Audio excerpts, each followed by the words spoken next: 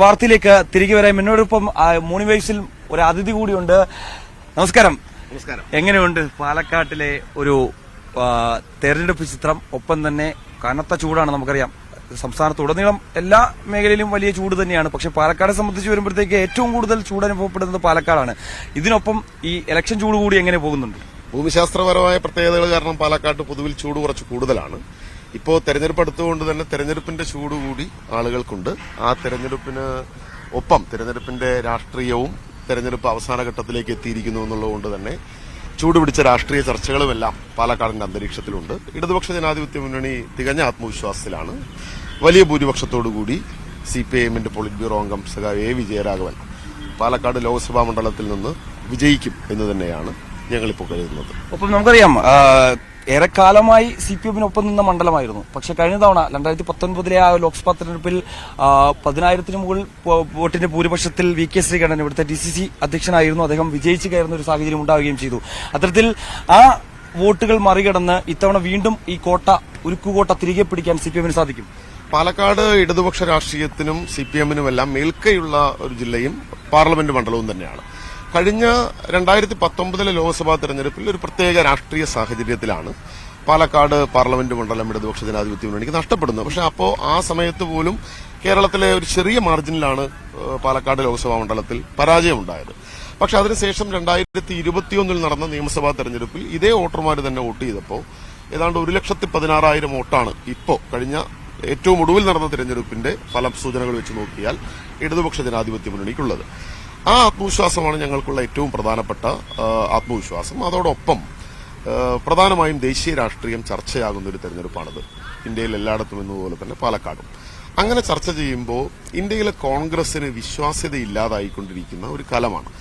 ജയിച്ചു പോകുന്ന കോൺഗ്രസിന്റെ ജനപ്രതിനിധികൾ പലരും BJPയിലേക്ക് ചൂടുമാറുന്ന, BJPയുടെ പണത്തിന്റെയും വാഗ്ദാനങ്ങളുടെയും ഭീഷണികളുടെയും മുമ്പിൽ വഴങ്ങുന്നവരൊക്കെയായി കോൺഗ്രസിന്റെ നേതൃത്വം മാറുന്ന ഒരു കാലത്ത് കോൺഗ്രസിനെ വിശ്വസിക്കാൻ ജനങ്ങൾക്കാവില്ല, മതനിരപേക്ഷമായി ചിന്തിക്കുന്ന ജനങ്ങൾക്കാവില്ല എന്ന് ജനം തിരിച്ചറിയുന്ന ഒരു കാലം. അതുതന്നെയാണ് ഇടതുപക്ഷ ജനാധിപത്യ മുന്നണി ഈ തെരഞ്ഞെടുപ്പിൽ ഞങ്ങളുടെ ആത്മവിശ്വാസത്തിന്റെ മറ്റൊരു അടിത്തറ എന്ന് പറയുന്നത്.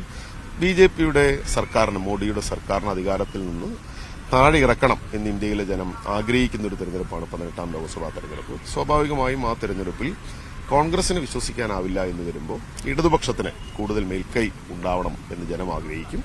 അത് കേരളത്തിന്റെ രാഷ്ട്രീയ സാഹചര്യത്തിൽ 2024 ഫലം തികച്ചും വ്യത്യസ്തമായ ഒരു ഫലമായിരിക്കും ഉണ്ടാവുക.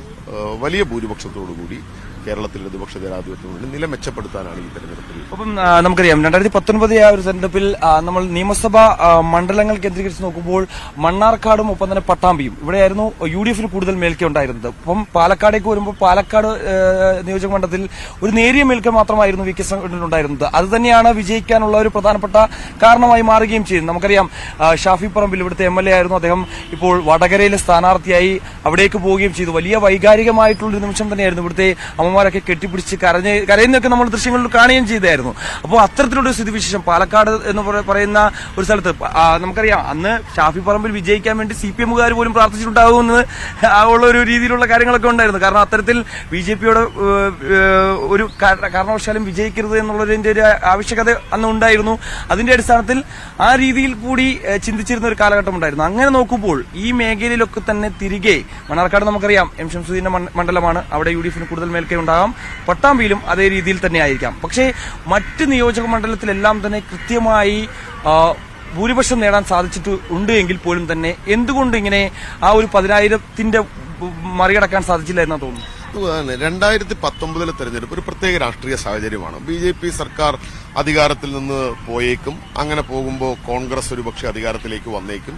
രാഹുൽ ഗാന്ധി വയനാട് നിന്ന് ആദ്യമായി അന്ന് ആ തെരഞ്ഞെടുപ്പിൽ മത്സരിക്കുന്നു. രാഹുലിനെ പോലെയുള്ള ഒരു രാഷ്ട്രീയ നേതാവ് കേരളത്തിലേക്ക് വന്നൊരു പശ്ചാത്തലമുണ്ട്. അങ്ങനെ പല സാഹചര്യങ്ങൾ 2019 രൂപപ്പെട്ടപ്പോഴാണ് ലോക്സഭാ തെരഞ്ഞെടുപ്പിൽ ഇടതുപക്ഷത്തിന് ചരിത്രത്തിൽ ഏറ്റവും കനത്ത പരാജയം 2019 ഏറ്റുവാങ്ങേണ്ടി വന്നത്. പക്ഷേ വളരെ പെട്ടെന്ന് ജനം, അതായത് ഒരു തിരഞ്ഞെടുപ്പിന്റെ രാഷ്ട്രീയ സാഹചര്യത്തിൽ ഉണ്ടാകുന്ന അല്ലെങ്കിൽ ആ സമയത്ത് രൂപപ്പെടുന്ന പല കാര്യങ്ങളും യാഥാർത്ഥ്യമല്ല എന്ന് ജനം പെട്ടെന്ന് തിരിച്ചറിയും. അങ്ങനെ ജനം തിരിച്ചറിഞ്ഞപ്പോഴാണ് 2021 തെരഞ്ഞെടുപ്പ് ആകുമ്പോഴേക്കും നിയമസഭാ തെരഞ്ഞെടുപ്പിൽ ഇടതുപക്ഷത്തിന് വോട്ട് ചെയ്യാതിരുന്ന ഒരു വലിയ ഭൂരിപക്ഷം ആളുകൾ, ഏതാണ്ട് 1.5 ലക്ഷമോ അതിലധികമോ ആളുകൾ ഇടതുപക്ഷത്തേക്ക് തിരിച്ചു വരികയും അല്ലെങ്കിൽ ഇടതുപക്ഷത്തിന് അധികമായി വോട്ട് ചെയ്യുന്ന സ്ഥിതിയും ഉണ്ടായത്. നിയമസഭാ തെരഞ്ഞെടുപ്പിന്റെ ഒരു പാറ്റേൺ നിങ്ങൾ നോക്കിയാൽ 2 നിയമസഭാ മണ്ഡലങ്ങളിലാണ് UDFന് 2021 വിജയിക്കാൻ കഴിഞ്ഞു. ഒന്ന് മണ്ണാർക്കാടാണ്.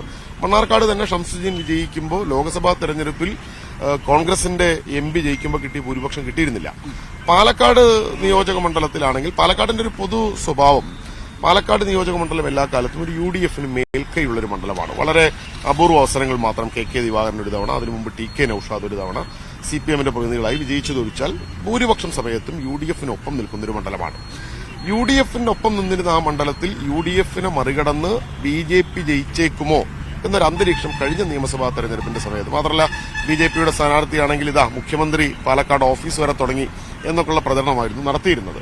പക്ഷെ ആ തിരഞ്ഞെടുപ്പിലും UDFന് തന്നെയാണ് പാലക്കാട് വിജയിക്കാൻ വേണ്ടി കഴിഞ്ഞത്. അപ്പോഴും UDFനുണ്ടായിരുന്ന മേൽക്കൈയിൽ ഇടിവാണ് സംഭവിച്ചിട്ടുള്ളത്. ഇടതുപക്ഷ ജനാധിപത്യ മുന്നണി മത്സരിച്ച മണ്ഡലങ്ങളിലാണെങ്കിൽ മലമ്പുഴ, ഷൊർണൂർ, ഒറ്റപ്പാലം, കോങ്ങാട് ഇതെല്ലാം 20,000-ലധികം ഭൂരിപക്ഷത്തിന്റെ വോട്ടിന് വിജയിച്ചിട്ടുള്ള മണ്ഡലങ്ങളാണ് ഈ മണ്ഡലങ്ങളെല്ലാം. ഇനി ഞാൻ പറഞ്ഞുള്ളൂ, നിയമസഭാ തെരഞ്ഞെടുപ്പിൽ നിന്ന് വ്യത്യസ്തമായ അല്ലെങ്കിൽ 2019 തെരഞ്ഞെടുപ്പിൽ നിന്ന് വ്യത്യസ്തമായ ഒരു രാഷ്ട്രീയ സാഹചര്യമാണ് 2024 രൂപപ്പെട്ടിട്ടുള്ളത്. അത് മോഡി സർക്കാരിന്റെ ജനവിരുദ്ധത, രൂക്ഷമായ വിലക്കയറ്റം. നിങ്ങൾ നോക്കിപ്പോ പാലക്കാട് നഗരത്തിലുമൊക്കെ BJP വെച്ചിട്ടുള്ള ബോർഡുകളിൽ കേരളത്തിലാകെ അവർ പറയുന്നത് മോഡിയുടെ ഗ്യാരണ്ടിയാണ്. എന്താണ് ഇവിടെ മോദിയുടെ ഗ്യാരണ്ടിയുടെ ഭാഗമായിട്ട് ഇവിടെ റോഡ് ഷോ തൃശ്ശൂരിലൊക്കെ പലതവണ, ഇപ്പൊ കേരളത്തിൽ തന്നെ 6 തവണ മേളിൽ പ്രധാനമന്ത്രി എത്തി, പ്രധാനമന്ത്രി തന്നെ ചുക്കാൻ പിടിക്കുകയാണ്. നോക്കൂ, അതെല്ലാം ജനം തിരിച്ചറിയില്ല. ഇന്ത്യ മഹാരാജ്യത്തിനകത്ത് അതിന്റെ പ്രധാനമന്ത്രിയായിരിക്കുന്ന നരേന്ദ്രമോദി മണിപ്പൂരിൽ ഒരു തവണ പോയില്ല. ഡൽഹിയിൽ നിന്ന് കേരളത്തിലേക്കുള്ള ദൂരത്തെക്കാൾ കുറവാണ് മണിപ്പൂരിലേക്ക് പോകാൻ. എന്തുകൊണ്ടാണ് മോഡി മണിപ്പൂരിലേക്ക് പോകാത്തത്? 6 തവണ കേരളത്തിലേക്ക് വരികയാണ്. അതിന് വേറൊരു കാരണം, ഉത്തരേന്ത്യയിൽ BJPക്ക് നിലവിൽ തന്നെ പരമാവധി സീറ്റുകളാണ്, ഇനി വർദ്ധിപ്പിക്കാനില്ല. രാജസ്ഥാൻ, മധ്യപ്രദേശ്, മഹാരാഷ്ട്ര, ഗുജറാത്ത് ഇതെല്ലാം നോക്കിയാൽ പരമാവധി സീറ്റാണ്, ഇനി എണ്ണം കൂട്ടാനില്ല. ഇനി BJPക്ക് ഇവിടെ നിന്നുണ്ടാകുന്ന തിരിച്ചടികൾ മറികടക്കണമെങ്കിൽ ദക്ഷിണേന്ത്യയിൽ നിന്ന് സീറ്റ് വർദ്ധിപ്പിച്ചേ പറ്റൂ. ഈ തെരഞ്ഞെടുപ്പിൽ അതിനൊരു സാധ്യതയും നിലവിലുള്ള സാഹചര്യത്തിൽ കാണാൻ വേണ്ടി നമുക്ക് കഴിയുന്നില്ല. മോഡിയുടെ ഇത്തരത്തിലുള്ള ഗ്യാരണ്ടിയെക്കുറിച്ചിട്ടുള്ള പൊള്ളയായ വാഗ്ദാനങ്ങൾ, 400 രൂപ ഉണ്ടായിരുന്ന ഗ്യാസ് 1000 രൂപയായി. ഇനി എന്താ വാഗ്ദാനം? എന്താ ഗ്യാരണ്ടി? എന്താ ഞങ്ങൾ ഒരിക്കൽ കൂടി വന്നാൽ 2000 ആക്കുന്നതാണ്. 70 രൂപ ഉണ്ടായിരുന്ന പെട്രോൾ 106 രൂപയായി. ഗ്യാരണ്ടി എന്താ? 200 രൂപയാക്കുമെന്നാണോ ഒരിക്കൽ കൂടി വന്നാൽ? അപ്പോ ഇത്തരം മോഡിയുടെ പൊള്ളയായ വാഗ്ദാനങ്ങൾ, ഇലക്ട്രൽ ബോണ്ടിന്റെ ഭാഗമായി നടത്തിയിട്ടുള്ള വലിയ അഴിമതി, ഇതെല്ലാമാണ് ഈ തെരഞ്ഞെടുപ്പിൽ പ്രധാനപ്പെട്ട ചർച്ച. ആ സമയത്ത് കേരളത്തിലാണെങ്കിൽ മത്സരിക്കുന്ന കോൺഗ്രസ് രാഷ്ട്രീയമായി നിലമറന്ന നിലയിലാണ് കാര്യങ്ങൾ പോകുന്നത്. ഇപ്പോ ഈ കോട്ടമൈതാനത്ത് 2 ദിവസം മുമ്പ് രാഹുൽ ഗാന്ധി വന്ന് പ്രസംഗിച്ചത് എന്തുകൊണ്ട് പിണറായി വിജയൻ അറസ്റ്റ് ചെയ്യുന്നില്ല എന്നാണ്.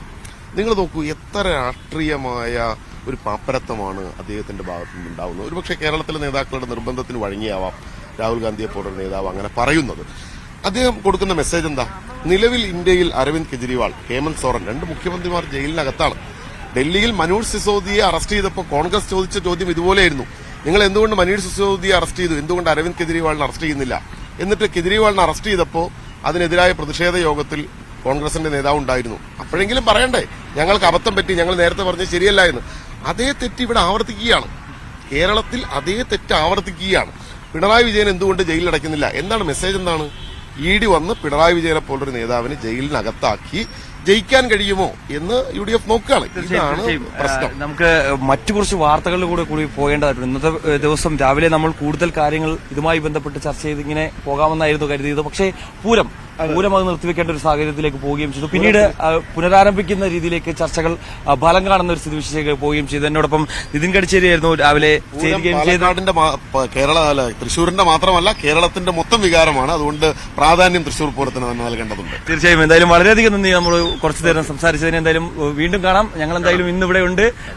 ഞങ്ങളുടെ വോട്ടോട്ടം എന്ന പരിപാടിയുമായി ഞങ്ങൾ ഇന്ന് മണ്ഡലത്തിലുടനീളം ഇന്നും നാളെയുമായി ഇവിടെയുണ്ട്. നമുക്ക് വീണ്ടും കാണാമെന്ന് പ്രതീക്ഷിക്കുന്നു. എന്തായാലും